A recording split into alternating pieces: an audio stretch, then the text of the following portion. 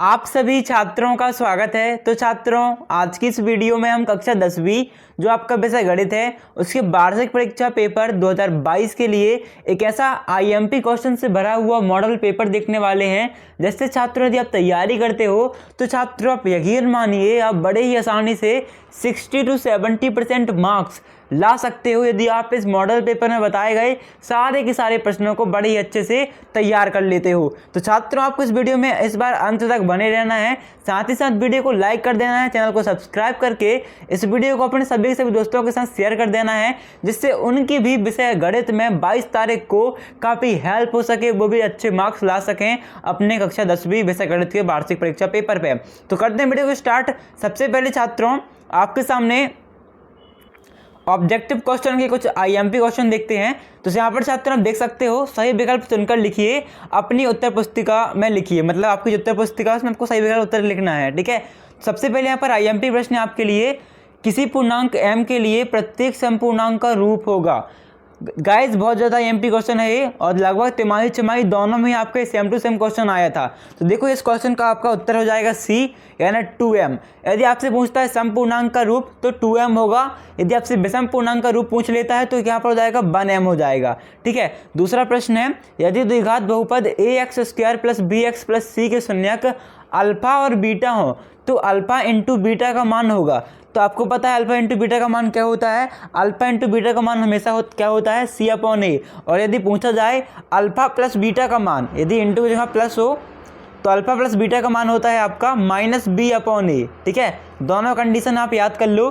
तीसरा प्रश्न है, समीकरण निकाय a1x + b1y + c1 = 0 तथा a2x + b2y + c2 = 0 का एक अद्वितीय हल होगा यदि। तो यदि जब कंडीशन आपकी किस टाइप की होगी, a1/a2 बराबर नहीं होगा b1/b2 के, तब आपका एक अद्वितीय हल प्राप्त होगा। फिर आपका चौथा प्रश्न है, निम्न में से किस वर्ग समीकरण के मूलों का योग 3 है। मतलब यदि मूलों का योग निकालोगे तो किसका 3 निकलेगा। छात्रों, जब आप इस वाले क्वेश्चन नंबर 4 में बी वाले को सॉल्व करोगे, ठीक है, ये जो बी नंबर का आपको करेक्ट आंसर हो जाएगा, इसे यदि आप सॉल्व करोगे तो आपका जो मूल का योग आएगा वो 3 आएगा। ठीक है, तो आपका चौथे में करेक्ट आंसर हो जाएगा क्या, बी वाला, -x² + 3x + -3 = 0। इसके बाद आपका छात्रों पांचवा प्रश्न है, AP 10 7 4 का 10वां पद है। तो AP 10 7 और 4 का जब आपका 10वां पद निकालोगे, है ना, तो अक्सर यहाँ पर 10वां पद हो जाएगा आपका 5वें का, ऑप्शन नंबर डी करेक्ट हो जाएगा, यानी कि -17। बच्चों, पढ़ाई में डाउट्स आते हैं, सॉल्व नहीं हो पा रहे हैं, घबराओ मत, इसका सॉल्यूशन है डाउटनट ऐप। जिस भी सवाल में आपका डाउट हो उसकी फोटो खींचो, क्रॉप करो और 5 सेकंड के अंदर अंदर आपको उसका वीडियो सॉल्यूशन मिल जाएगा, वो भी बिल्कुल फ्री में। यानी अब पूछिए अपने अनलिमिटेड सवाल कहीं भी कभी भी। अब चाहे आपका सवाल क्लास 6 से क्लास 12 IIT JEE या नीट का हो, या फिर CBSE यूपी बिहार राजस्थान या अन्य स्टेट बोर्ड का हो, कोई भी सब्जेक्ट हो, फिजिक्स केमिस्ट्री बायोलॉजी साइंस, आपके सभी सवालों के जवाब मिलेंगे सिर्फ डाउटनट ऐप पर। साथ ही डाउटनट पर चल रही हैं स्पेशल क्लासेस 9th से 12th IIT JEE और नीट के बच्चों के लिए, ऑनलाइन क्लासेस जिसका हिस्सा बनकर देश के सभी राज्यों से बच्चे लेकर आए रैंक 1। तो आज ही डाउनलोड करें, इंस्टॉल करें डाउटनट ऐप, अपने डाउट भगाओ और टॉप रैंक ले आओ। इसके बाद छात्रों आपका छठवां प्रश्न है, यदि दो ठोस समान आधार त्रिज्या r के अर्धगोले आपस में आधार से आधार सटाकर जोड़ दिए जाते हैं तो इस प्रकार प्राप्त नए ठोस का वक्र पृष्ठीय क्षेत्रफल होगा। तो छात्रों, यदि आप इस क्वेश्चन को सॉल्व करोगे तो आपका जो वक्र पृष्ठीय क्षेत्रफल आएगा वो आ जाएगा आपका आंसर 4πr²।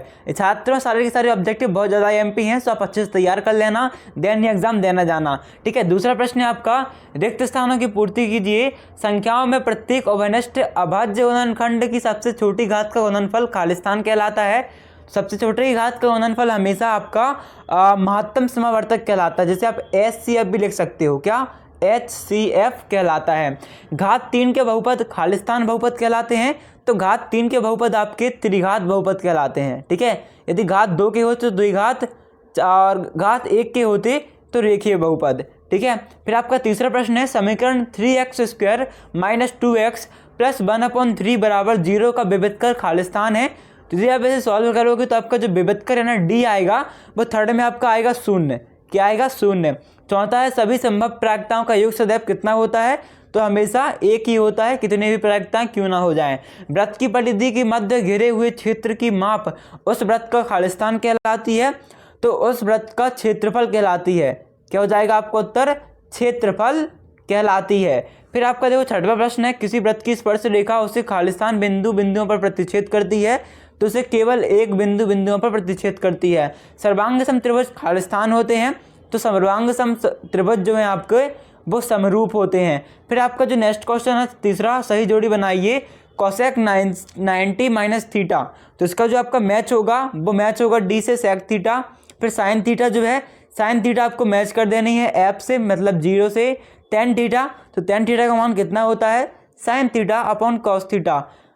रूट में सेक स्क्वायर थीटा -1, तो इसे आपको मैच करना है। तो यहाँ पर आपको जो इसका जो मैच होगा है ना फोर्थ वाले का, वो हो जाएगा आपका टेन थीटा से। किससे मैच होगा, टेन थीटा से। और टेन 60 जो है आपका, तो टेन 60 का मान कितना होता है, करनी 3 होता है। और कॉसेक 45 का मान होता है आपका 1/2। ठीक है छात्रों, इसके बाद आपका चौथा प्रश्न आता है, वो एक शब्द एक वाक्य में उत्तर लिखिए। तो यहाँ पर आपका पहला प्रश्न है 3 और 12 का लघुत्तम समावर्तक एलसीएम क्या होगा। तो आपका जो तीसरा प्रश्न है यहाँ पर आपका उत्तर है, आप एलसीएम जब निकालोगे तो आपका एलसीएम आएगा -12। ठीक है। फिर आपका इसके बाद जो दूसरा प्रश्न है, यदि ax square plus B X plus C के शून्यक अल्फा एवं बीटा हो तो अल्फा प्लस बीटा का मान क्या होगा। तो आपका जो चौथा का दूसरा प्रश्न है, यहाँ पर अल्फा प्लस बीटा का मान हमेशा b/a है। और यदि आपसे अल्फा मल्टीप्लाई बीटा का पूछ ले तो क्या हो जाएगा, c/a हो जाएगा। तीसरा प्रश्न है, घटना ई की प्रायिकता प्लस घटना ई नहीं की प्रायिकता का मान कितना होता है। तो घटना ई नहीं हो या घटना ई हो, हमेशा प्रायिकता का अधिकतम मान या कितना होता है, या प्रायिकता का मान हमेशा आपका एक ही होता है। सर्वाधिक बारंबारता वाला वर्ग क्या कहलाता है। तो सर्वाधिक बारंबारता वाला वर्ग आपका बहुलक वर्ग कहलाता है। क्या कहलाता है, बहुलक वर्ग, जिसकी आवृत्ति बार बार हो, क्या मतलब बहुलक वर्ग, जिसकी बारंबारता बार बार हो, बहुलक वर्ग। फिर पांचवा प्रश्न है, समकोण त्रिभुज को समकोण बनाने वाली किसी भुजा की परितः घुमाने से बना ठोस क्या कहलाता है। तो पांचवे में आपका जो उत्तर आएगा, यदि आप इसे समकोण बनाने वाली किसी भुजा को परितः घुमाओगे आप तो ठोस जो बनेगा वो कुछ इस टाइप से बनेगा। ठीक है, कुछ इस टाइप से आपकी आकृति बनेगी और इसे हम क्या कहते हैं, शंकु कहते हैं। क्या कहते हैं, शंकु। तो आपका जो उत्तर आएगा पांचवे में वो आएगा शंकु। छठवा है, दो चरों x व y वाले रेखिक समीकरण का मानक रूप लिखिए। दो चरों का x, यदि दो चर x और y हों तो रेखिक समीकरण का जो मानक रूप है वो हमेशा रहेगा ax प्लस by और c रहेगा सिंगल, क्योंकि b है y, c बराबर 0। ठीक है, ax plus by plus c बराबर 0। फिर आपका सातवां प्रश्न है, बिंदु x1, y1 एवं x2, y2 के मध्य बिंदु के निर्देशांक होंगे। तो आपके सातवें का उत्तर आएगा क्या, x1 प्लस x2 अपॉन में हो जाएगा आपका कितना, 2। फिर यहाँ पर बाजू में आपको सेम लिखना है y1 प्लस y2 अपॉन में 2 और कोष्टक को बंद कर देना है। फिर पांचवा प्रश्न आपका सत्य बताइए। पहला सत्य है, संचयी बारंबारता यानी कि CF सारणी की आवश्यकता माध्यक का परिगणन करने में होती है। हाँ बिल्कुल होती है, जब भी आप माध्यक ज्ञात करते हो तो आपके सूत्र में CF भी आता है जब टेबल बनाते हो आप तो। फिर दूसरा प्रश्न है, समरूप वृत्तों के क्षेत्रफल सदैव बराबर होते हैं, तो असत्य हो जाएगा। समांतर श्रेणी के किन्हीं दो पदों का अंतर सर्वांतर होता है, तो नहीं, समस्त पदों का अंतर सर्वांतर होता है। ठीक है, असत्य हो जाएगा। चौथा, समकोण त्रिभुज का क्षेत्रफल इतना होता है, शीर्षलंब होता है, तो आपका सत्य हो जाएगा। पांचवा, वृत्त को दो बिंदुओं पर प्रतिच्छेद कराने वाली रेखा को छेदक रेखा कहते हैं, ये आपका सत्य हो जाएगा। फिर छठवा प्रश्न जो है, -4,6 एवं 4,-6 के मध्य बिंदु के निर्देशांक 4,6 होंगे, तो ये भी आपका असत्य हो जाएगा।